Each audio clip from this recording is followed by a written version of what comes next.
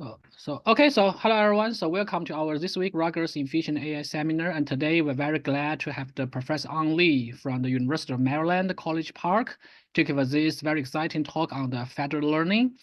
And Professor Lee is currently assistant professor in the Department of Electrical and Computer Engineering in University of Maryland. And before joining the Maryland, he was a research associate at the Qualcomm AI Research. He received his PhD from the Duke University in 2022, and his research interest lies in the intersection of the machine learning and edge computing, with a focus on building large-scale networked and efficient intelligence systems. So his research has been recognized with a variety of the awards, including the IEEE TC-CPS Outstanding PhD Dissertation Award, and also the very prestigious ACM KDD Best Student Paper Award, and also the 2022 Duke ECE Department Outstanding Dissertation Award. So now let's welcome Professor Lee to give us this talk. So now it's your turn. Sure. Thanks for both introduction and for invite. I'm very glad to be here to share our journey to, enable the edge intelligence while the scalable and efficient federated learning. Okay, so let's get started. So as we know, nowadays we are living at the age of the edge computing. So we can see the billions of edge devices have been deployed in our daily life, such as the smartphone, AR/VR headset, the autonomous car, and etc. So they have totally changed the way we study, communicate, work, and many other aspects in our daily life. And in addition, so we will witness the number of the connected edge devices keep a rapid increasing in the next decades. So those devices, the edge devices bring us to a new age. So the world will shift from the one where we have a centralized data to the one where data is everywhere. So those devices are constantly generating a huge amount of data, and those data provide valuable information to, improve the products and the services while developing smart AI models. Along with the distributed data, the intelligence and the data analytics also migrate from the cloud to the edge devices, such that the applications and the services can be served with, very nice properties, like the low latency, enhance the privacy, increase the reliability, and also reduce the communication cost. Edge intelligence not only, benefit the IoT-related applications, but also transform or contribute to many other important domains. So for example, by leveraging the vision intelligence at the edge with the AR/VR techniques, people can have a virtual fitting room at home, and this will totally, reshape the way we're shopping. Excuse me. So the question is, how can we realize edge intelligence? So AI, especially the deep learning, is a key to enable the intelligence on the edge devices. In general, the life cycle of the deep learning involves three phases, right? So considering the context of edge intelligence, in the first phase, the massive devices generate a huge amount of data at the network edge. Then those data will be fed into a variety of AI algorithms for learning powerful machine learning models. For example, the deep neural networks. And finally, the machine learning models can be deployed on the device to support different applications and services. So in terms of the learning, the conventional way, because the device usually, only hold limited training samples, which may not be sufficient to, train a model locally with the desired performance. So the conventional approach, usually require devices to upload the raw data to a central server. And then a specific machine learning algorithms can be applied on the aggregated data on the server to train a machine learning model. However, such data movement raises serious concerns about the privacy leakage. Therefore, there's an urgent need to address the privacy concern while enabling the learning on the distributed data at the network edge. So federated learning is proposed to address such a privacy issue. So it's nowadays I think federated learning has been discussed everywhere. It's a very popular distributed machine learning paradigm that can enable the massive devices to learn a shared global model without sharing the raw data.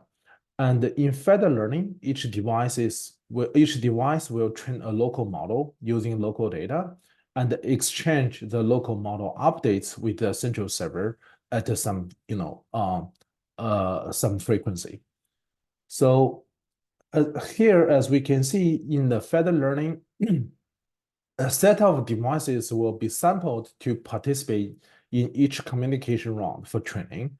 The device will randomly sample a mini batch from local data and then apply the optimization algorithm, for example, the SGD, to compute the local updates. Then each device will transmit the local updates to a central server. The server will perform the aggregation on the local updates and update the global model accordingly. So finally, the updated model will be sent back to each device for continuous training because only the local updates are communicated between the devices and the server. So there's no local data will be explicitly shared between each other. And federated average is the most classical federated learning algorithm. So to reduce the communication frequency between the devices and the server, federated average allows each device to perform multiple steps of local updates before before communicating the local model updates with the server. And then the server performs the weighted averaging on all the local updates from the clients. So that's basically how federated learning works. However, there are several critical challenges hinder the deployment of federated learning in practice. First, the data generated by edge devices is often heterogeneous across the devices. Such data heterogeneity makes it difficult to train a shared global model that can be generalized well for all the devices. So therefore, the personalization becomes necessary to handle the challenges posed by the data heterogeneity.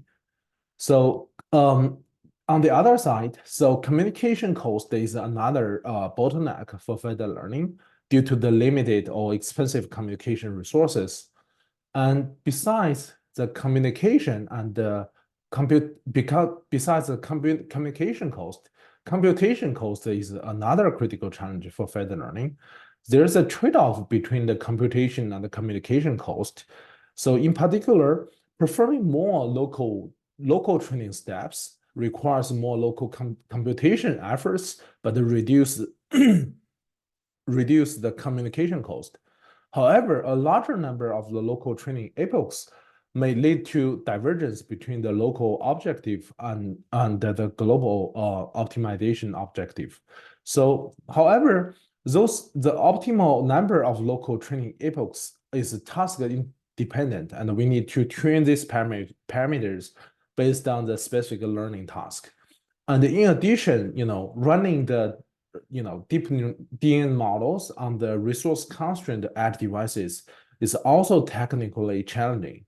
So it's necessary to improve both training and inference efficiency on the device.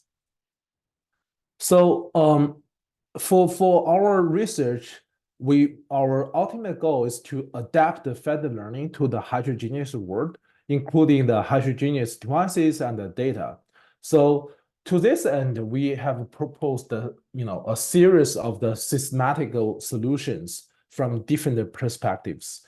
So for example, we designed the adaptive synchronization strategies and the client selection approaches to build a more robust and performant federated learning system. And we also explore different methods to enable the clients optimize the heterogeneous models such that we can jointly optimize the communication and the computation efficiency. And in addition, so we also introduce novel algorithms to optimize the hyperparameters. So and the data distribution drift, for dealing with the 90 data in federated learning. So in today's talk, I will pick one piece of the work from each aspect to illustrate how we can enable the federated learning in the heterogeneous world. How's it going? So first, let me introduce the FedC, semi-asynchronous federated learning framework for extremely heterogeneous devices, which is from the system perspective to improve the federated learning. So as we know, so many existing federated learning approaches are asynchronous protocols. And where at each communication round, the server distributes the global model to a set of devices and wait for all their updates to perform the aggregation on the server.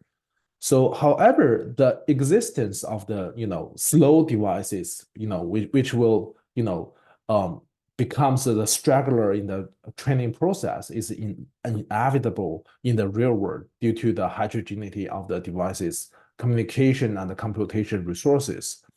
But waiting for the stragglers and even for some devices dropped in the training process can make the synchronous federated learning much more inefficient. And to address this problem, so asynchronous and the semi-asynchronous federated learning methods have been proposed, where the central server doesn't need to wait for the lagging devices. So, however, those methods either lead to the significant performance drop or rely on some unrealistic assumptions, such as the server has is required to know required to have the prior knowledge about when the devices will complete the local training, right? That's some limitations and the drawbacks of the existing asynchronous and the semi-asynchronous federated learning approaches. And motivated by those limitations and the challenges in this work, so we propose to build a semi-asynchronous federated learning system to address the three critical challenges. So number one, we try to answer how can we elevate the performance degradation of the global model caused by the stale the model updates in the semi-asynchronous federated learning protocols. And number two, we want to answer how can we schedule the synchronization time window given the devices with the dynamic and the heterogeneous resources. And number three, so we want to deal with the devices with extremely limited commutation and the communication resources. So we will answer those research questions in this work. So regarding to the first challenges, we performed a theoretical analysis in our paper and found that so the convergence degradation caused by the stale models come from the unbalanced and uploading frequencies of the fast and the slow devices. And the key idea to tackle this problem is to adjust the local training steps of the slow devices such that they can finish the local training task faster and upload their updates more frequently. So, however, simply reducing the local training steps will lead to an unacceptable accuracy fluctuation. And like the figure shows, so the fewer training steps will wipe out the contribution of the slow devices during the aggregation. And to solve this problem, we propose a training configuration scheduler. So the basic idea of the scheduler is that the fewer steps as devices train, the larger learning rate it will apply, right? That's how we address the performance degradation, which is the first challenge. And the key to improve the efficiency and the performance of the semi-asynchronous federated learning is to choose the optimal time window for synchronization. So which is a second challenge we aim to address. So the significant information needed to schedule the deadline of this communication round is the anticipated end time of local training of each device. So however, in realistic settings, the devices would often have the dynamic computation resources, so which make it necessary to profile a device before the start of the training in each round of each communication round. So in this work, we propose an end time predictor to predict when a local device can finish the local training. So the key idea is still based on the profiling, but to avoid incurring additional computation overhead and improve the efficiency, we propose to conduct the profiling at the very beginning of the local training. And the local training will continue after the profiling. After receiving the profiling information, the server will, activate the end time predictor to predict the end time of the local training for a particular device. The basic assumption here of the end time predictor is that within a certain interval of the local training, so the training time of each step follows a normal distribution. And the end time predictor inferences the statistics of the distribution of the local training time for a particular device. And then the predictor can derive the predicted end time point of local training by which there's a 80% probabilities that the device can complete the local training successfully and upload the local model updates to the server. So that's how we can determine the optimal synchronization time window between the clients and the server. And in the real world, there are devices which with extremely limited computation resources and the communication resources that cannot train the same model with other devices in a fed learning system. So to solve this problem, we design a pair of distillation model and the infusion model to transfer the knowledge between the large model and a small model, which is a kind of a proxy model in the training process. And the workflow is illustrated in the latter figure. So as a start of each communication round, so the server will utilize the distillation model to distill the knowledge from the up-to-date global model to a smaller model, which is a kind of a proxy for the extremely stragglers. And then the server will distribute the small model to the lagging devices. Then the devices will conduct a local training based on the small model. And after a certain number of the communication round, so the lagging devices complete the local training process and upload the small model to the server. And before the end of this communication round, the server will aggregate, the small models from all the lagging devices, and then the server can perform the aggregation over them. So after that, the server will call the infusion model to infuse the knowledge from the small model to the global model in the current round and get a large model as same as a global model. And at the end of this round, so the infusion model is aggregated to the global model. So as we can see here, there is no additional computation overhead on the local device by applying the distillation model and the infusion model, because all the computation overhead introduced on the server is at most one time of the distillation and the infusion in each communication round. So here we show some key results. So basically we evaluated the FedC on 3 tasks: the image classification, human activity recognition, and the next character prediction. So the figures here shows the trade-off between the training time cost and the inference accuracy.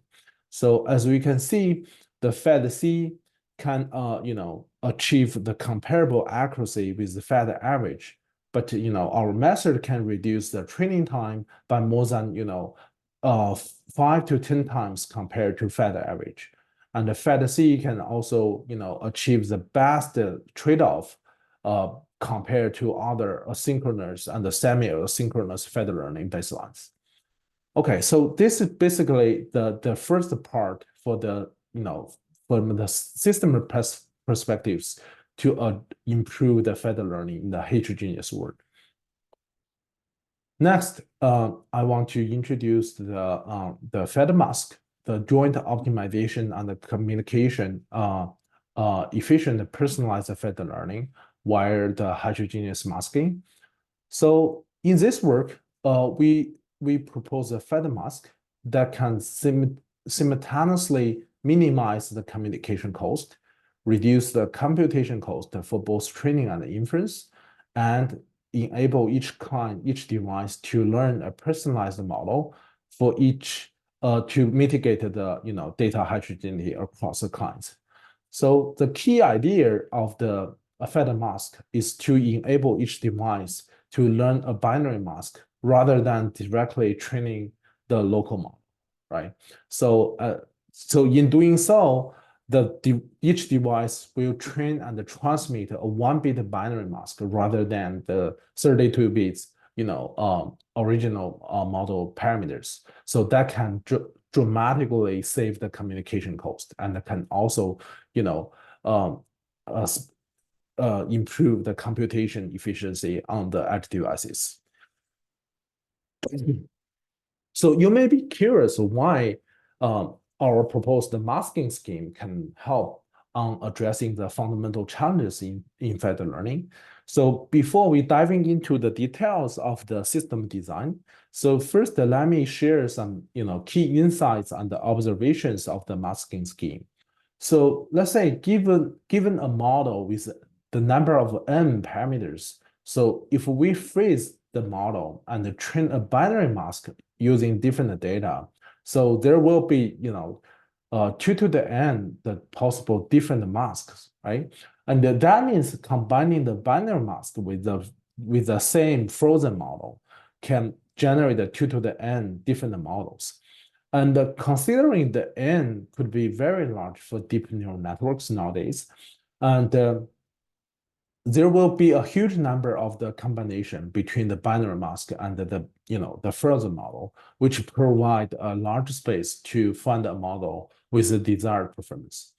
And in addition, so it's also easy to observe that given the heterogeneous data and the same model, we will obtain the heterogeneous binary mask correspond to different data distribution. And that indicates the heterogeneous architecture of the binary mask embed the information of the data distribution. So based on those insights and the observations, we design the Fed mask. So let's see how the Fed mask works. So at the initialization stage, so the central server randomly initialize a model and then distribute the model to the devices. The device will have the same initialized binary mask. And from this point, we will keep the local model frozen. And all the operations in the Fed mask are only performed on the binary mask instead of the original base model.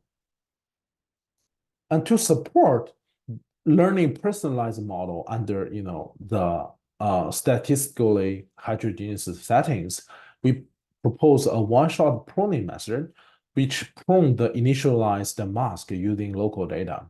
And after one-shot pruning, each device obtains a heterogeneous binary mask. And the heterogeneous architecture of the mask represents the personalized information of the local data. And for local training on the device, instead of optimizing the local model parameters, in Fed mask, each device only optimizes the binary mask with a structured sparsity regularization while freezing the parameters of the local model. And as such, so only binary masks are transmitted from the devices to the central server. And as we can see, so as only one bit will be used for each element in the binary mask. So the communication cost can dramatically, dramatically decrease.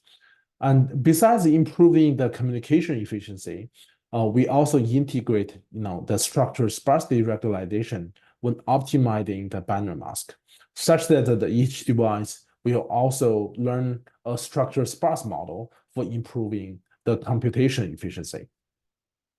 So after that, the central server will perform the aggregation on the, receive the binary masks from the clients. And as the binary masks are heterogeneous and embedded the personalized the information of the local data, we don't want to destroy such properties. So we design a specific aggregation strategy to maximally preserve the personalization property of each binary mask. And in particular, only the elements that are intersected among those binary masks are aggregated, while keeping the non-intersected elements unchanged. And I will show you one example in the later slides. But in doing so, each device can still share the common knowledge while preserving the personalization across the clients. So finally, the binary mask will be element-wise applied to the frozen model for generating a personalized and a structured sparse model. And to summarize, learning binary mask can help each device to learn a structured sparse model, so the computation efficiency can be improved, and the heterogeneous architecture of the binary mask across the clients embed the personalized information of the local data, and therefore enhance the personalization for each device. So here, I want to show you one very simple example of how can we perform the aggregation over the heterogeneous mask. So as the figure shows, we have two devices, device I and device J, and we only show one convolutional layer on each device. So this layer consists of the 3 channels, and the matrix represent the binary mask for each channel, and the colored mask, means it's retained after the pruning, and the white mask without zeros indicate this channel has been pruned. And in this particular example, we can see only the mask of the channel 1 is intersected between these 2 devices. So the server will perform the averaging aggregation on these 2 masks. And then the updated mask for channel 1 is colored in green, right, in the bottom. And the server will not touch the mask for the channel 3 on device, because it's not intersected with the counterpart on the device J. Right, that's how we perform the mask, the aggregation of the hydrogen binary mask. So to demonstrate the generalization of Fed mask, we apply our proposed method to build 4 representative mobile AI applications using benchmarking dataset, including the image, sensor, and the text data. And all the dataset are partitioned in a 90 manner. And we implement and evaluate those applications on different edge devices like NVIDIA Jetson TX2 and the Raspberry Pi. And to comprehensively evaluate the performance, we also compare a Fed mask with against the 6 baselines. So in addition, we also evaluate both training and the runtime performance of Fed mask using 2 sets of evaluation metrics. So here we compare the Fed mask with the baselines in terms of the accuracy and the communication trade-off. So as the left figure shows, excuse me, the red star represent our measure Fed mask. So we can see Fed mask is able to achieve a large gain in inference accuracy with a significant reduction on the communication cost. So although the standalone method only perform the local training on the client and doesn't pay for any communication cost. So Fed mask shows a substantially better performance compared to standalone due to leveraging all the local data rather than training the model independently using the local data only, right? So in addition, compared to the BNN, BNN Federated, which is kind of integration between the binary neural network and the vanilla feather averaging, which also transmit the binary parameters between the devices and the server. FedMask doesn't significantly outperform this method on the communication efficiency, but our method considerably increase the inference accuracy compared to the BNN feather average. So we also evaluate the computation cost between the FedMask and the baseline. And due to the structure sparsity, FedMask is more computation efficient in all the applications compared to other baselines. We also perform the runtime performance evaluations. So the results here show the FedMask can achieve, significant reduction of the memory footprint, inference speed up, and the energy savings compared to the baseline method. So those benefits actually come from the structure sparsity of the personalized model on each device.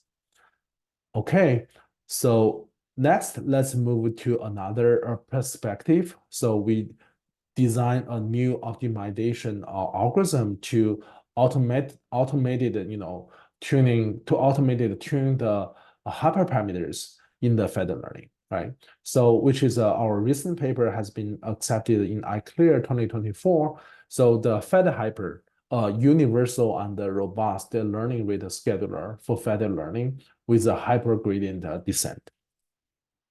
So as we know, the feather learning, involves two types of learning rate. So one is the learning rate on the server, right? When we perform the aggregation over the local model updates. The other one is the local learning rate, right? Which will be used in the local training process.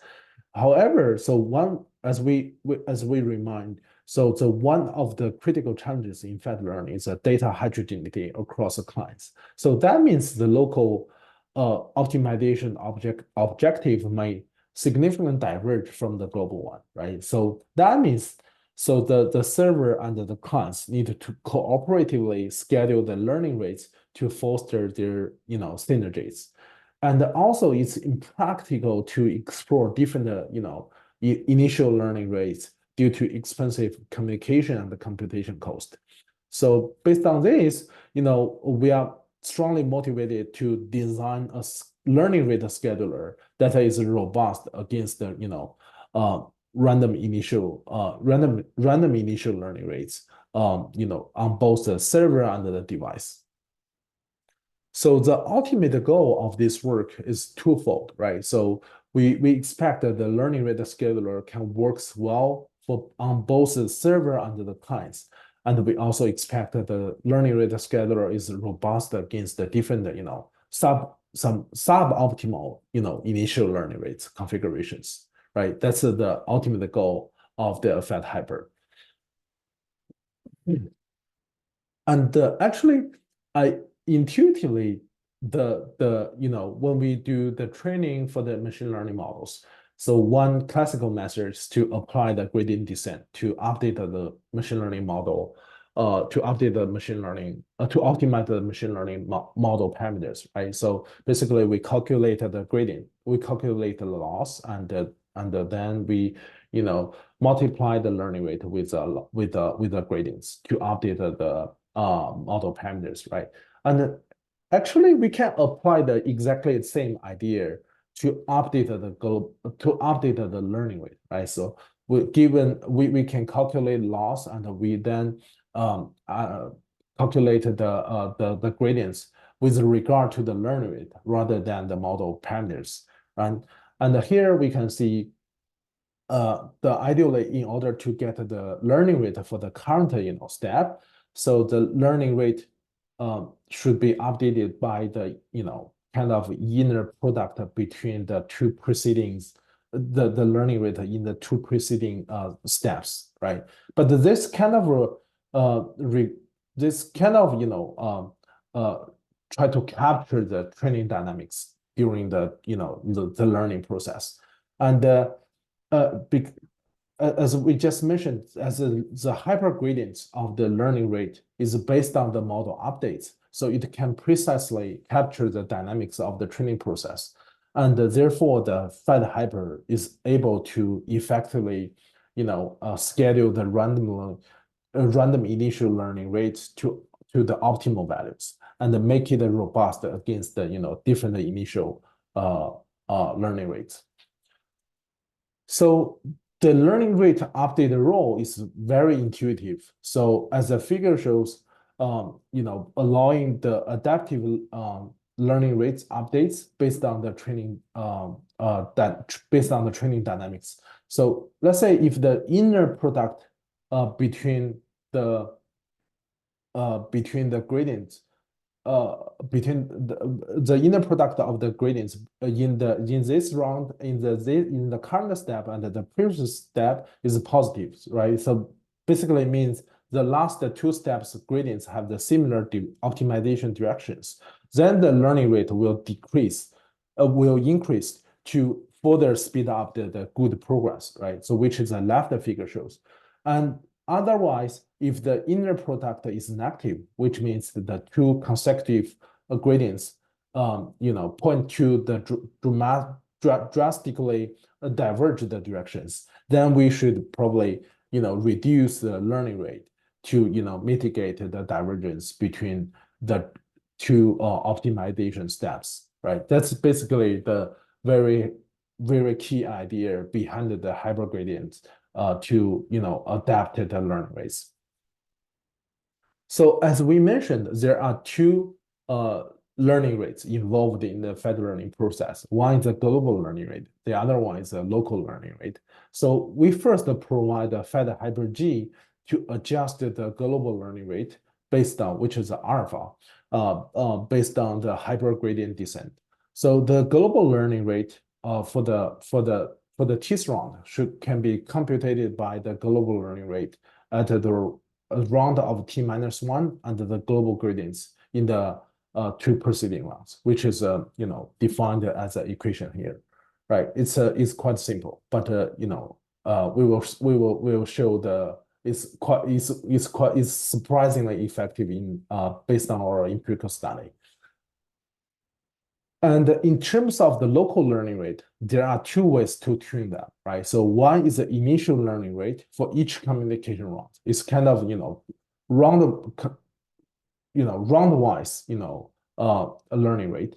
And the other one is more fine-grained, stepwise learning rate.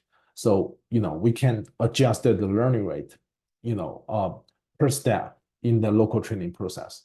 So here is a server-side local, server-side local learning rate scheduler, which aims to adjust the initial learning rate for each communication round for all the devices. And we basically adopted the same pseudo global gradients, which is aggregated, gradients from the clients as a Fed hyper G. We use that to, adjust the initial local learning rate for each communication round.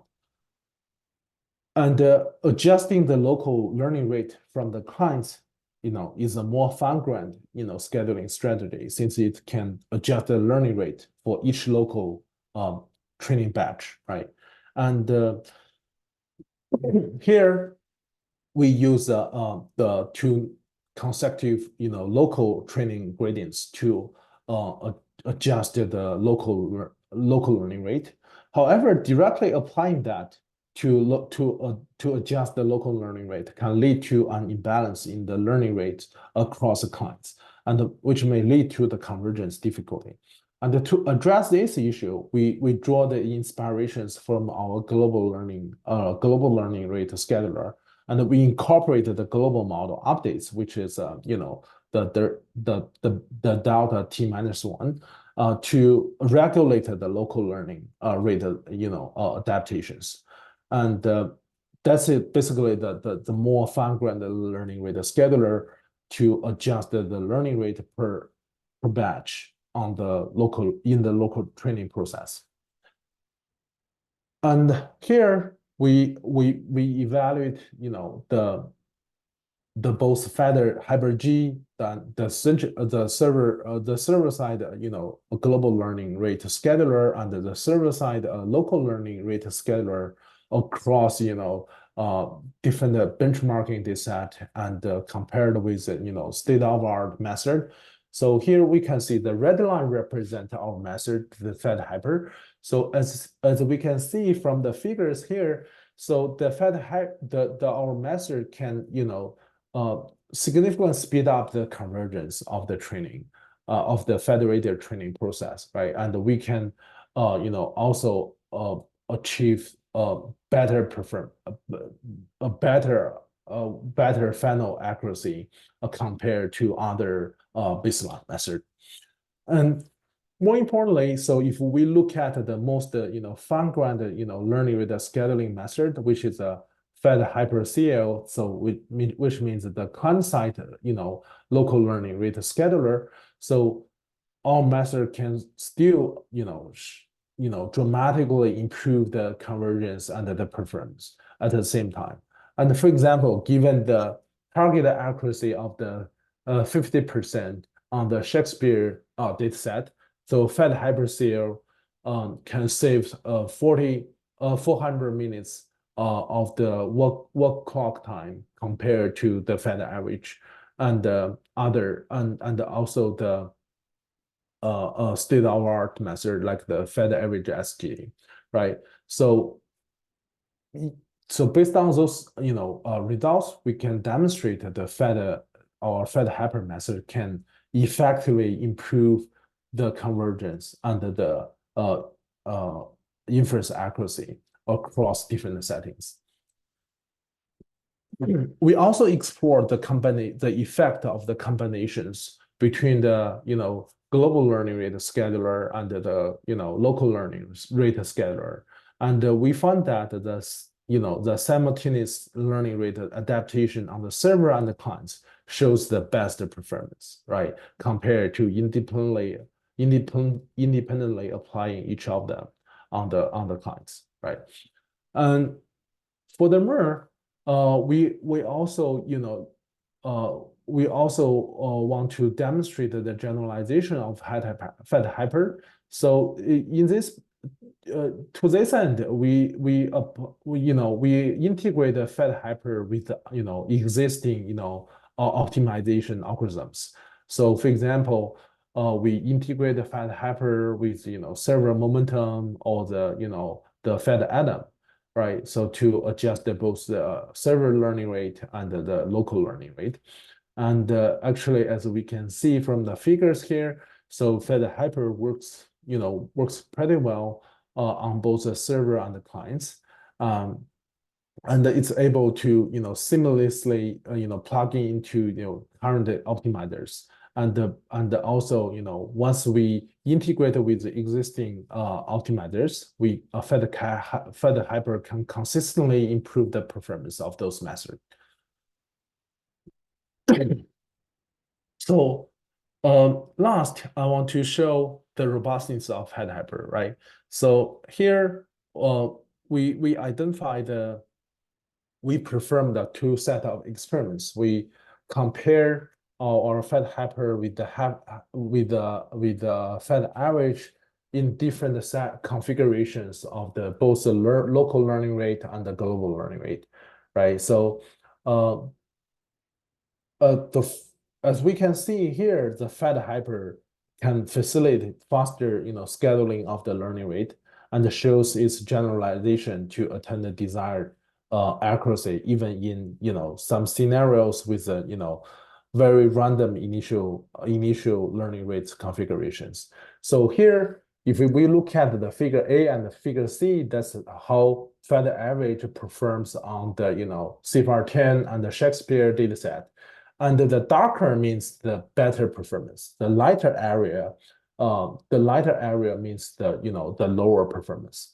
And the green one, the figure B and D, shows the performance improvement by applying Fed Hyper, right? And also similarly, darker green means the larger performance improvement. Here we can see compared to the dashed area, between the red and the green rectangles here, we can see, so in some cases, especially in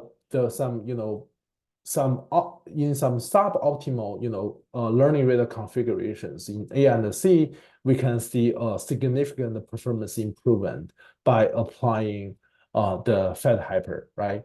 And notably, FedHyper is particularly effective at enhancing the accuracy of the Fed average when we faced with suboptimal initial learning rates, right? So that's how the FedHyper can help with the learning rate adaptations on the server and the clients, and we can demonstrate that the FedHyper is also quite robust against different initial learning rate configurations. Finally, so I want to discuss and talk about the opportunities and the challenges when we integrate the Fed learning with the generative AI models. And so basically, from my point of view, so Fed learning and generative AI models share a symbiotic relationship. So each offering a unique advantages to the other. So let's first look at how Fed learning can, as an emerging solution to address the challenges faced by the generative AI, right? So the generative AI models face a significant challenge in accessing sufficient amount of high quality data, right, for training and improving its performance. So, however, the public data raises different concerns. For example, the Twitter and Reddit have started charging high annual premiums for data access, right? And in addition, the training models with public dataset may also face legal and copyright challenges. So Fed learning could help the generative AI models to leverage, the distributed data from a broader range of their sources. And also the training of the large-scale, generative AI models requires substantial computational resources. And the Fed learning can mitigate this challenge by pooling, the participants' computation power and distribute the training process to individual organizations. And as we know, nowadays, the development of the generative AI models has been primarily driven by the industry giants, right? Well-funded startups. So, however, Fed learning could emerge as a transformative approach that can facilitate the collaborative, development among multiple participants. And by pooling those resources, data, and expertise, so Fed learning can democratize the generative AI models with the major populations. And moreover, the real-world scenarios involves data that can continuously grows over the time. So, for example, the edge device and the IoT sensors continuously collecting the new data over the time. So Fed learning can provide a solution by facilitating and fine-tuning the generative AI models with the incremental data and adapts those models to the up-to-date data domains. And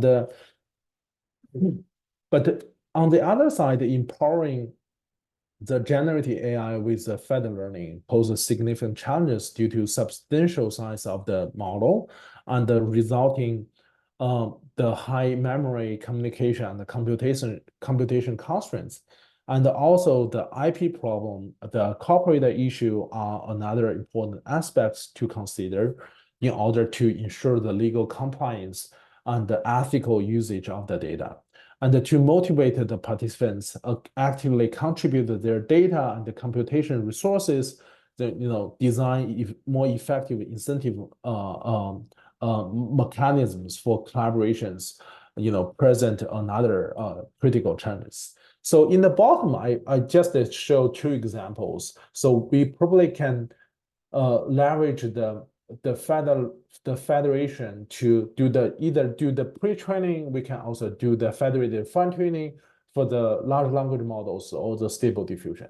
That's just the two examples.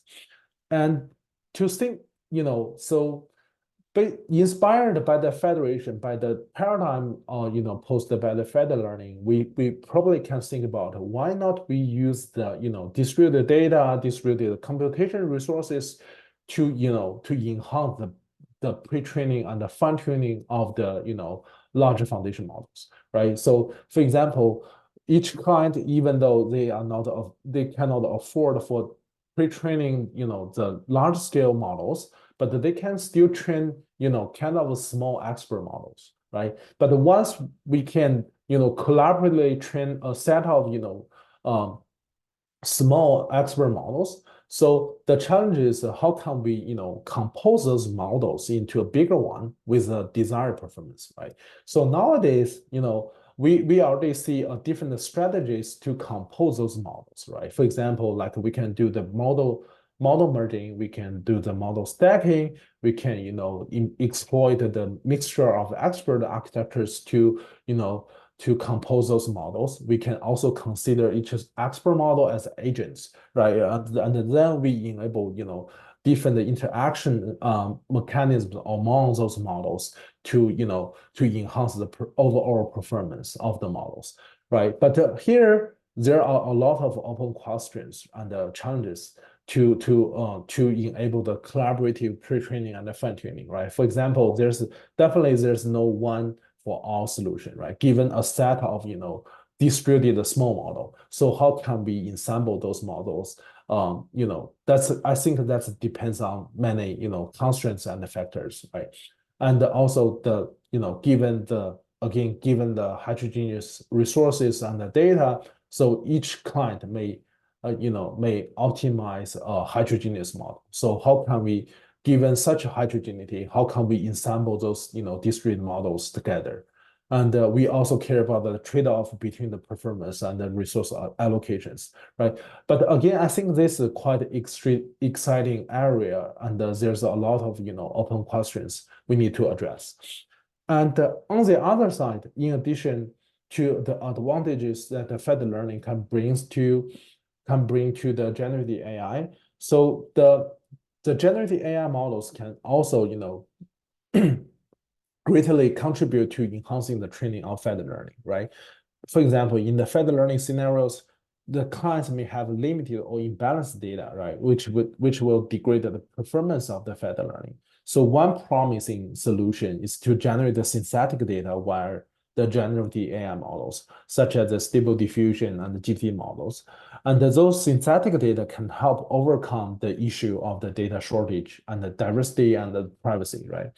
And the generative AI models can also help enhance the fed learning performance. For example, those pre-trained generative AI model can serve as a good starting point for fed learning, and the clients can directly, conduct the fine-tuning on using their local data without the training from scratch, and it can also be used to as a powerful teacher model that the clients can, perform the knowledge distillation from their teacher model. And in traditional fed learning, clients need to share the model parameters, but with the generative AI models, fed learning can incorporate other techniques like the prompt tuning, and the clients needed only to share the prompts instead of the data. And while the use of the generative AI in fed learning hold huge potential, it can also bring different challenges that need to be addressed. For example, so one significant challenge is the strong memory capability of the generative AI models, which can reproduce the data directly from the training sets, right? This is not just a potential violation of the privacy rights, but also legal consent, right? And also the generative AI models can generate a lot of synthetic data. So the quality of those data cannot be guaranteed, such as toxic data and the biased data. And in addition, there's also considerable gap between the current state of research and the practical deployment of integrating fed learning with the generative AI. So, for example, in the realistic settings, so data usually arrives in a continuous stream rather than static batches, right? So this leads to a gap in how generative AI models can be effectively adapted for the continued learning in a federated learning context. So, but again, this federated learning and the generative AI, it's kind of mutually beneficial for each other. And this is a very exciting research area. So there's a lot of interesting open questions we need to address. So we look forward to more interesting research in this area. And I think that's pretty much for my presentation. I will stop here, and I will be much more happy to take any questions. Hi, Yeah. so much for this very interesting talk, and we really learn a lot. And I actually have several questions to ask, but Yeah, sure. for that, I can give the opportunity to the audience. Yeah. So if you have any questions, you can either unmute yourself or input a question in the chat box.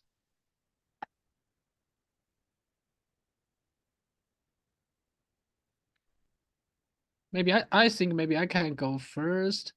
Sure. And so my first question is about your proposed the scheduler. So Yeah. so from the mathematical description, it looks like so it is not just only applied to the federal learning, if my understanding was correct. Yeah. Yeah, so for such kind of the hypergradient idea, have you ever tried that in the just the general model training procedure? Yeah. We all, this definitely works well in the centralized training, in the conventional training paradigm. So it can also improve the training performance in terms of the both convergence and the final accuracy. Okay, so then, so how about its performance improvement, or is this kind of more beneficial to the federal learning, or? It's more beneficial for federated learning because there's two learning rate involved in the federated learning, and the 90 data makes the problem even more challenging and even worse, right? Because we actually need the global server and the clients who cooperatively schedule the learning rate such that we can avoid the optimization divergence between the local model and the global model. But with a hypergradient based method like the FedHyper, we can automatically align the training pace, kind of a training dynamics between the client and the global server. That helps us to improve the performance of the federated learning. Okay, thank you. So my second question is about the idea of apply the federal learning approach to the generative AI. So I would like to ask that because right now, so based on the experiment, so what do you have?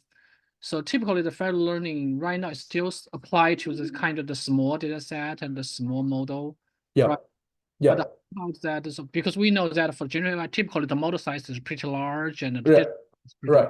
To solve the scalability issue. Yeah, that's a good question. Actually, most of today's talk is still focused on the cross-device setting, right? So when we talk about the clients in the federated learning, so in my talk, we mainly focus on the resource constrained edge devices. But when we, especially when we talk about the pre-training for the large foundation models or generative AI models, it's hard to enable the current edge devices to pre-train the larger models, right? But again, as I mentioned, that maybe we can allow each device to train a small model, but at the end of the day, we can figure out different ways to ensemble those models to get a more bigger and powerful models. That's one way.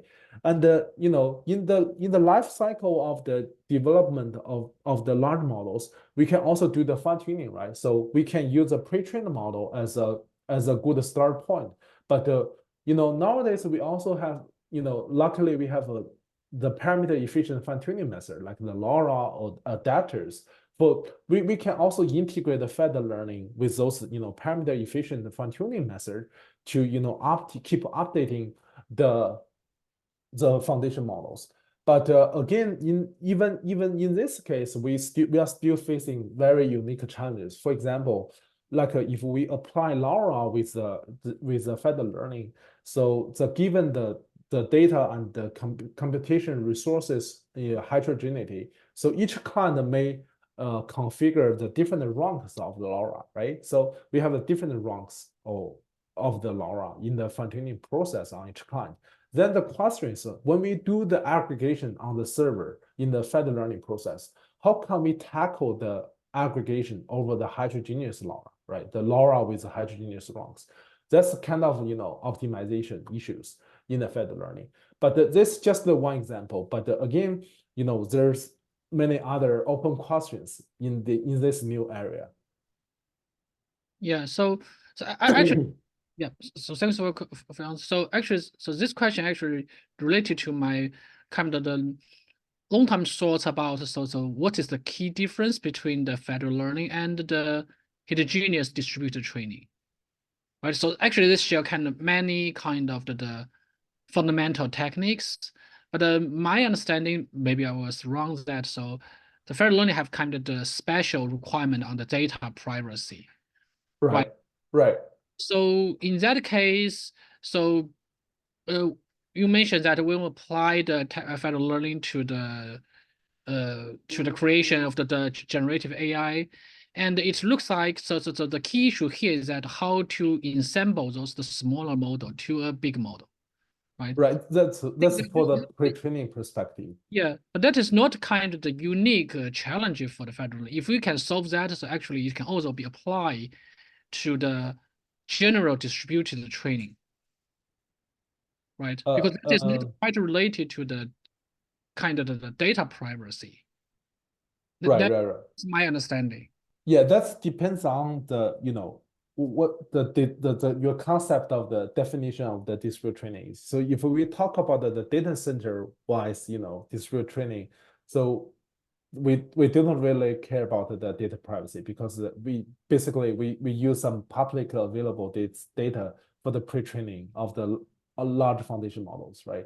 But if you consider the geographically distributed training, so there probably still exist kind of data privacy issues in this setting, right? So in that case, it's still kind of similar to the federated learning, but it's not the typical cross device settings because we consider each client may have much more powerful computation resources rather than resource constrained edge devices. Yeah, that's correct. So actually, I have another very relevant question to ask, but before that, so I'm not sure whether the audience have some questions. Yeah. Maybe I can ask first. So we know that so you also work in the industry in the Qualcomm, that is a wireless company, right? And right now you are working in the academia. So actually this is what I once have some conversation with other federal learning researchers. So right now we know that so in the academia, so federal learning is many kind of the application scenario is on the wireless, right? Yeah. And there's many papers there. While in the industry, it looks like so right now the most successful application scenario is on the wired connections, right? Like we have the federal learning among the different medical centers and so on. Right. So in your opinion, so what is kind of the future of the federal learning among these two kind of different scenarios? This is a great question. Even when I was working in Qualcomm AI, so I was also seeking to answer this problem actually. So if we really want to perform the federated learning in the context of wireless communication, so that's basically point to one particular problem. So the question is, so in which scenarios we really need the real-time updates of the model, right? So if we can find some applications that requires the real-time model updates, so that means we really need the federated learning in the context of wireless communication. But nowadays, in the most practical use cases of federated learning I ever seen, so they particularly deployed in the wired environment, right? So like as you mentioned, like the healthcare and even in the financial industry or many other application domains, they do not require it's not that time sensitive, right? So we can allow some delay, we can wait, we can accumulate some local data for a while and then perform the kind of asynchronous federated training. And yeah, I honestly I don't have a clear answer, but that's my opinion. So everybody is looking for the real applications that needed the updates. But I can give you one example. So for some recommendation system, right? So we need to keep the profile of the users fresh, right? So because the user preference at this moment could be very different from the yesterday, right? So it depends on the user's demands and the context of the users. So in that case, we probably need to keep let's say if we want to apply federated learning to train a recommender system on each user's device, a personalized recommender system. So we probably need some real-time synchronization between the client model and the server, right? So we keep the recommendations timely, right? So that's one example. And I also heard about it from the public safety domains. So they try to tracing some crimes in certain areas, and they need to use the real-time data to update the model locally and aggregate the information in the real time. So I think that's another example where we needed real-time federated learning in the real world. Okay, thank you so much. Thank you. Yeah. And we have a question from the audience. So can you see the chat box? Yes.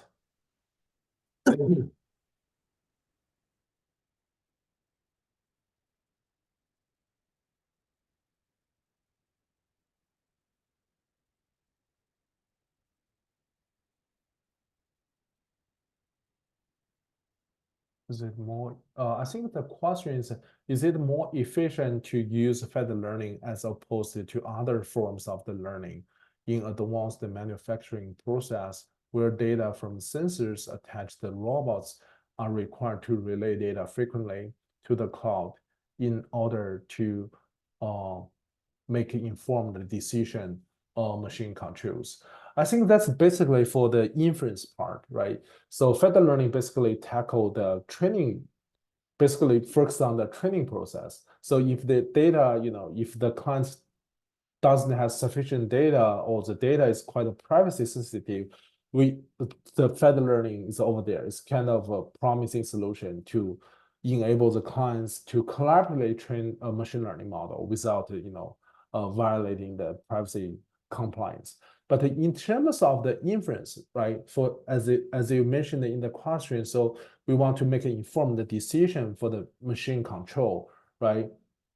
So there's a multiple ways. So depends on the computation resource the device has, right? So we can either deploy the model independently on the device, right? I think Wall also has a lot of excellent work on this part.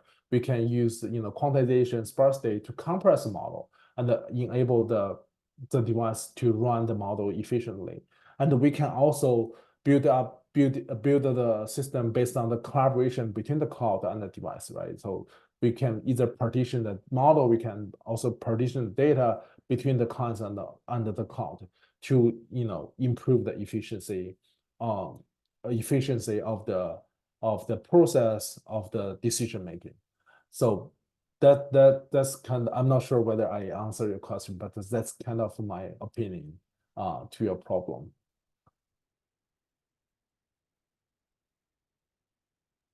Yeah. Is there any other questions from the audience?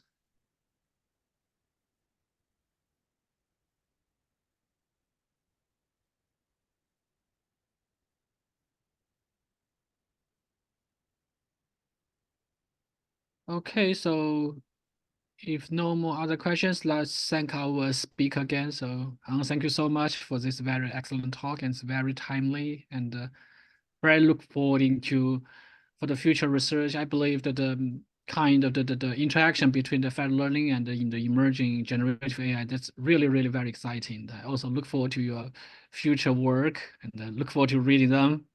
Okay, thank you, Bo. And also thanks everyone to attend our this week Rutgers in Vision seminar talk, and see you next week. Thank you, Ang. Okay. Thank you.